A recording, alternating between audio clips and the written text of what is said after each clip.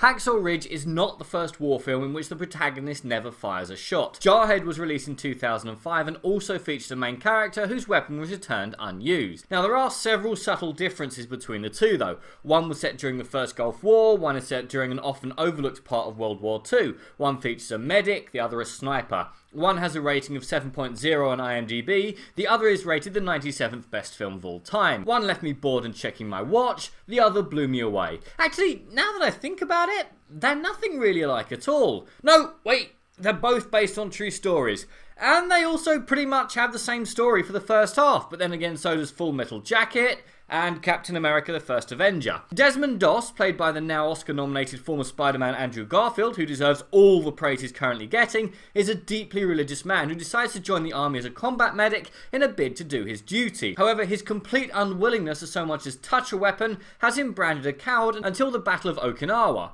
whereupon he becomes the first man in American history to receive the Medal of Honor without firing a shot. Now, as this is a feature film and not a documentary, certain events have been altered. For example, the time frame of events has been compressed significantly. Oh, and Desmond did get hit by a sniper whose bullet caused him a compound fracture of one arm, but this was intentionally left out of the movie by Mel Gibson, who felt audiences would find the heroic circumstances under which it happened too hard to believe. Now, I'll confess, during the first half, I was struggling to see what all the fuss was about, as it seemed to be a perfectly generic training montage, in which some poor deluded fool thought that the insufferably untalented Vince Vaughn would be the perfect choice for a drill sergeant. But then, once the bland love interest with roughly 6 minutes of screen time has been married off and written out, and Hugo Weaving has been told to go away and learn how to speak with a southern accent that can be understood by the human ear, we hit the second half, whereupon we switch from generic 12A army training to Saving Private Ryan's opening sequence was too restrained, and we stay there for the rest of the film. With no time to breathe and seemingly another extra being killed off every second, this film really does begin to earn all of the praise that's been thrown at this.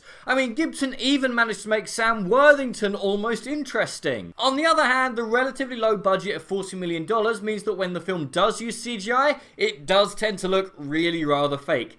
Seriously, stock footage exists for a reason, you know. The second half truly shows the horrific meat grinder of war in full effect, with the idea of it as a boys' own style adventure thrown out completely, and just the sheer scale of the slaughter shown in full effect.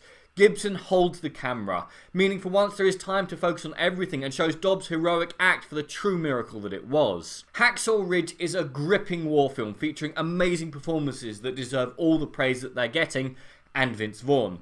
After a slightly slow first half, the film really kicks into high gear and shows not just the horrors of war, but how noble man can be in the right circumstances.